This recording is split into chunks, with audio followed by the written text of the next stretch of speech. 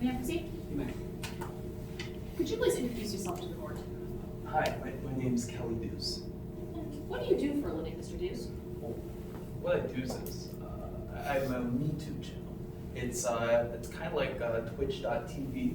I've got paid subscribers, and that's been able to fund all my adventures over the past 4 years. How exactly are you involved in today's case, Mr. Deuce? Well, in the spring, summer 2018, I dedicated my travel blogging to the Midlands. I actually hiked every single trail that the state had to offer, and I was at the Calkins campground the day that girl died. Now, Mr. Deuce, I'd like to turn your attention to the day of the incident, July 14th. How did your day begin? July 14th, I got to the campground a little bit before noon. I went to check in the main cabin. There was nobody there, so I just parked and figured I'd walk around for a bit and bounce back to the main cabin to rent my campsite later in the day. Now, did you ever encounter the defendant and her daughter on the trail? Yes, yeah. When did you encounter them? I'd have to say right around 3:30, 4 o'clock. I took off for the trail right at 3, and then about a half hour later I saw him. Did you speak to the defendant? Yes, that was the first time I talked to them.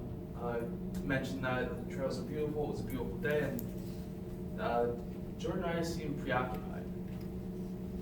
How was she acting? Well, Jordan Ryder and Parker Page, a little girl, they seemed to be acting just fine, but then... Objection, Your Honor, speculation. May I respond? An exception to hearsay, an exception to speculation would be a witness's rationally based perception, which I believe this witness will testify is all actions of the defendant and or her daughter that he observed as he was there that day. Your Honor, may I respond? You may.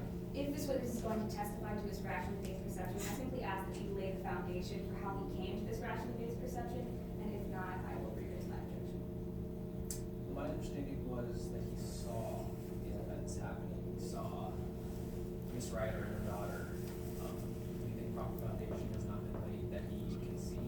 Well, he said that they seemed fine. They looked fine, and we have no foundation laid as to what he knows what fine looks like, in particular for Jordan and Parker. He just said that he saw them on the trail. Interesting point. Your objection is noted, but I'll overrule.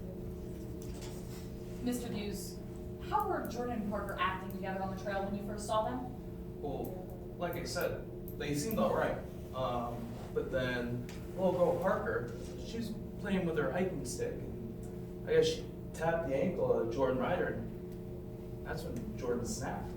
Objection, Your Honor, speculation once again. Characterizing this action as snapped is very much speculative into Ms. Ryder's state of mind. You have a response? If I may respond, Your Honor. Again, this is the witness's rationally based perception, if I may proffer, as he will continue to testify exactly what he means by the phrase snapped and how he perceived that to be occurring with his further testimony in this line of questioning. Your Honor, may I respond? No, I think I'm going to sustain your objection. Thank you. All right. Mr. Hughes, what did you see the defendant do after her daughter jabbed at her ankles with a hiking staff? Well, Parker Page, the little girl, bumped Jordan Ryder's ankle with her hiking stick, and then Jordan Ryder grabbed the stick right out of her arm and stabbed it right at Parker Page. The little girl nearly fell forward when the stick got pulled from her, then jumped backward when Jordan Ryder was stabbing at her. Now, Mr. Hughes, would you recognize this hiking staff that were presented to you in court today? Yes, I would. Your Honor, if I may, I will be approaching opposing counsel with what was previously remarked as Exhibit 17. Fortunately, I do not have a copy for you today. Your Honor, this is in fact Exhibit 17. Mr. Hughes, is this the hiking staff that you saw Jordan Ryder carry, or Parker Page carry? It is, yeah, it's a same silver metallic blue. Does it appear to be changed or altered in any way? I don't know how long we've done that. Same staff. Your Honor, at this time, a motion concludes Exhibit 17 into evidence. Any objections? No objections, Your Honor. It's admitted. I may publish, so to speak. Now, Mr. Ryder, or Mr. Hughes, this is the staff you saw Parker Page carry. Yeah, it's right here on the ground next to me. Now, after you saw the defendant jab at her daughter with this staff, what happened next? Well, it was a little, the air felt a little tense after that interaction, so I wanted to get out of there as quickly as possible. There seemed to be some animus between Parker Page and Jordan Ryder, so. Your Honor, once again, this is speculation as to the relationship between Jordan and Parker and their state of minds. Seemed animus. Counsel, can you lay a little bit more foundation on why this witness thinks that there seemed to be some animus between Miss Ryder and her daughter?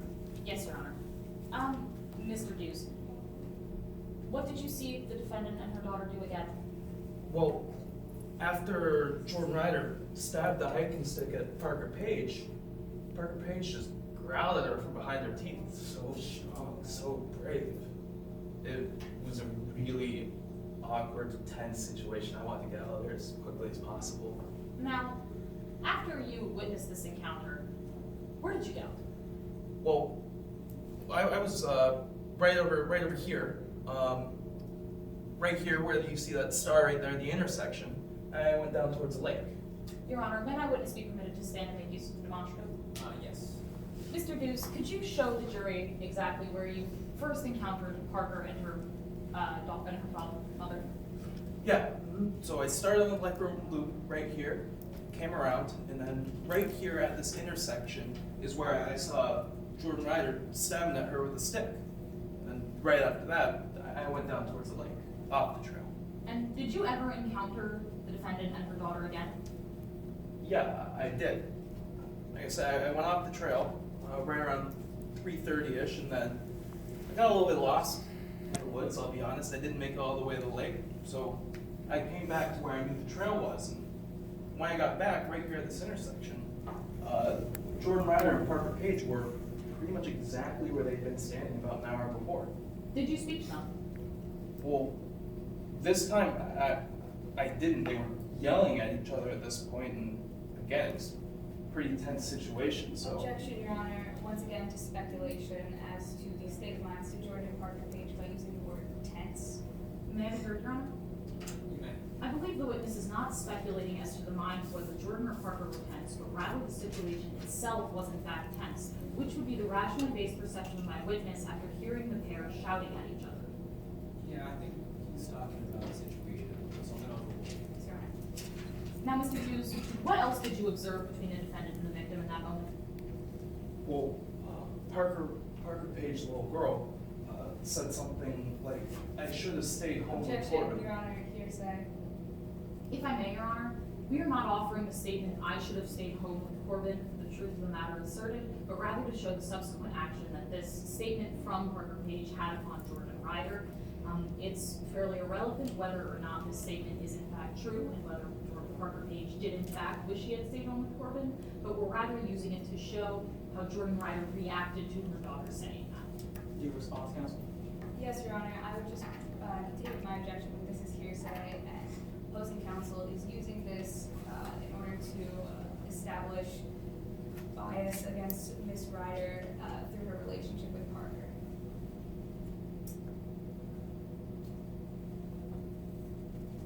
Counsel, are you saying, do we care if this 15-year-old actually wanted to stay home with Corbin? Like, No, Your Honor. right, I'm gonna overrule the objection here. Again, Mr. Hughes, what did you observe between the defendant and the victim? Like I said, they were right here about like an hour. They've been standing there for an hour, and then I heard them yelling at each other. The little girl yelled something like, "I wish I had stayed home with Corbin." And at that point, I wanted to get up and call those rocks. Apparently, there's a great view up there, so I just jogged past them and waved a little hello. I turned around and I saw them. They were still yelling at each other, and then that's when Jordan Ryder grabbed Parker Page and pulled her forward. Now, after you saw the defendant grab her daughter, did you ever hear anything else from Jordan and Ryder that day? I was walking towards the point, and I don't know, maybe about 15 minutes later, I heard the little girl screaming. It was unmistakable. And what did you hear her say?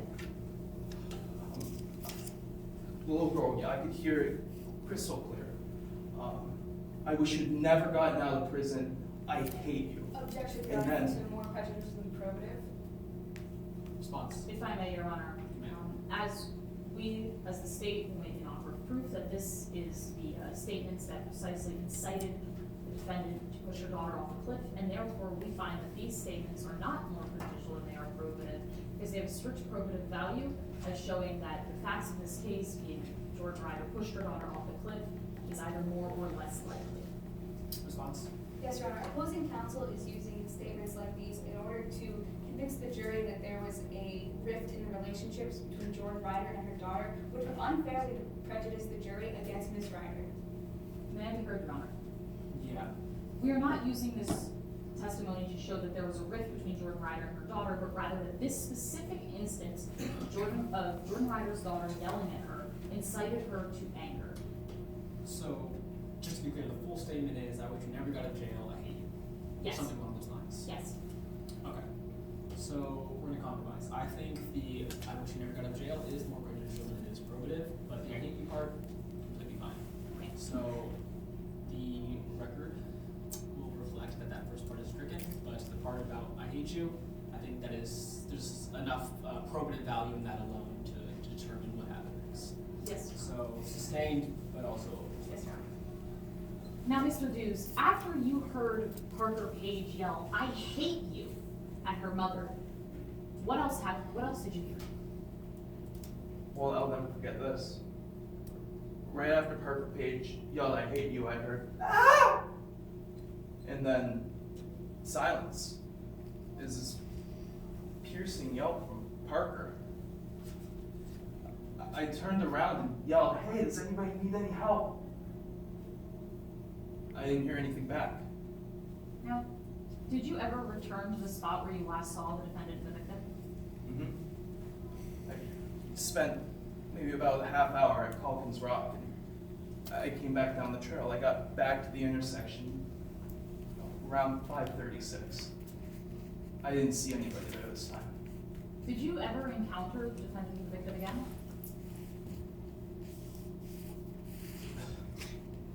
The next time I encountered the victim, she was dead.